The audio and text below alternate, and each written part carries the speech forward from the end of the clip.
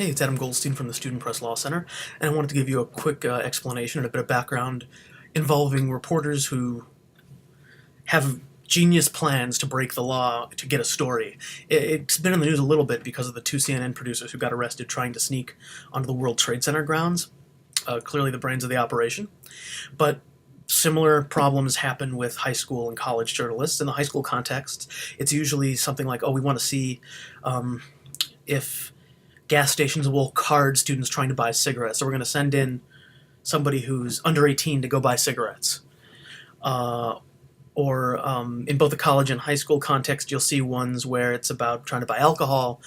In the college context, sometimes you'll have, oh, there's emergency phones on campus, but we think they take too long to get there, so we're going to call in a fake emergency and then time them to see how long it takes them to get there.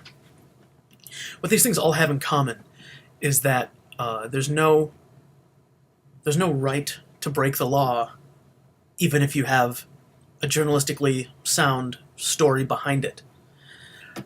Usually the confusion about this is that some people say, well, freedom of the press says we should be allowed to engage in journalism, even journalism that sometimes requires us to transcend lines or to trespass onto other people's property. No. The freedom of the press in the First Amendment was really written by people who had in recent memory the Stamp Act. The British Parliament, wanting to raise more money from their colonies, imposed a tax on printed matter, and the printed matter had to carry a stamp.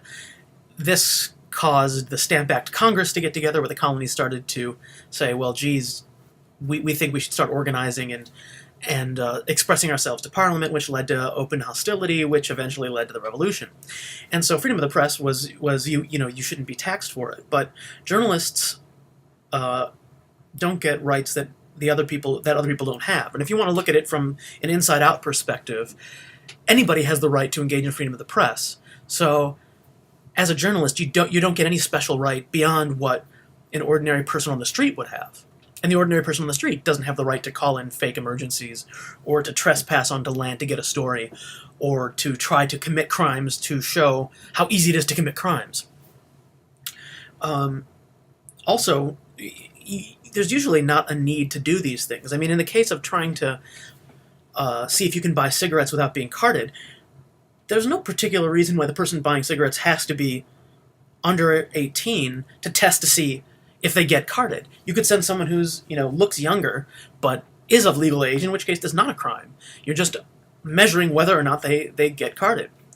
In the case of looking for, emergency services, there's lots of other details that might be easier to get that don't require breaking any laws, like written reports or anecdotal evidence of people who've called in emergencies.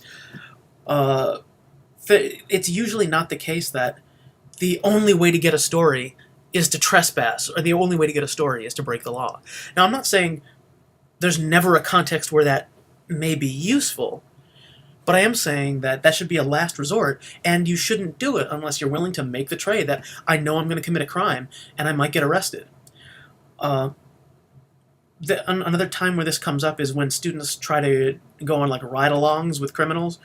I'm going to do a story about graffiti artists, so I'm going to go with people who are going to vandalize something.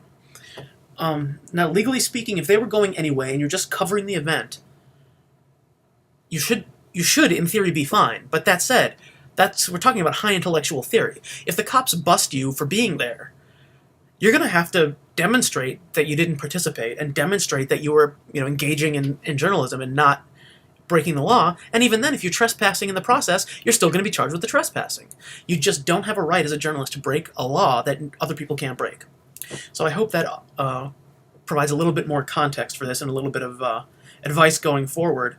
Again, if you find yourself in a situation where you're not sure if you're going to break the law to report on it, or if you're just looking for alternative ideas to avoid doing that, obviously call the Student Press Law Center, 703-807-1904. I'm extension 122, and hopefully we can avoid any CNN-like errors on your part.